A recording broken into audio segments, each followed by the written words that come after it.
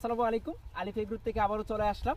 আপনারা জানেন যে আমরা কাজ করতেছি যারা গরু পালন করেন, গবাদি পশু পালন করেন, তাদের জন্য বিশেষ করে আমাদের এই ভিডিওটা খুবই গুরুত্বপূর্ণ। কারণ আপনারা যারা গরু পালন করেন, বর্ষাকালে দেখা যায় যে পানি চলে আসে, আপনারা তখন কিন্তু চিন্তা করেন আমার গরুকে কি খাওয়াবো। আর বর্তমানে যদি আপনারা বাজারে যান, খড় ভুসি যেভাবে দাম বাড়তেছে, এইভাবে কিন্তু কখনোই সম্ভব না একটা গরুকে আপনার পক্ষে পালন করা। তাই সেক্ষেত্রে আপনি কি করতে পারেন, সেক্ষেত্রে এই যে আপনি যে ঘাস চাষ করতে পারেন, এই যে গাছগুলো দেখতে পাচ্ছেন, এগুলো হচ্ছে গিয়ে এই সরগম সুদান গাছ। এইগুলো আমরা চাষ করছি। চাষ করার পর দেখেন 5 থেকে 6 ফুট লম্বা, আমার থেকে দেখেন কত লম্বা গাছ দেখছেন। এইগুলো আপনি গরুকে খাওয়ায় কেটে খাওয়াতে পারবেন।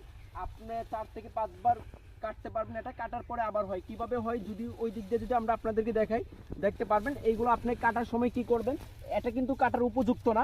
আপনি কাটার সময় 4 আঙ্গুল উপরে কাটবেন। কাটার পরে দেখবেন আবার গাছ এখান থেকে জাগাবে। আর আপনি এটা ফালানোর পর থেকে 30 দিন পরে কিন্তু কাটতে পারবেন।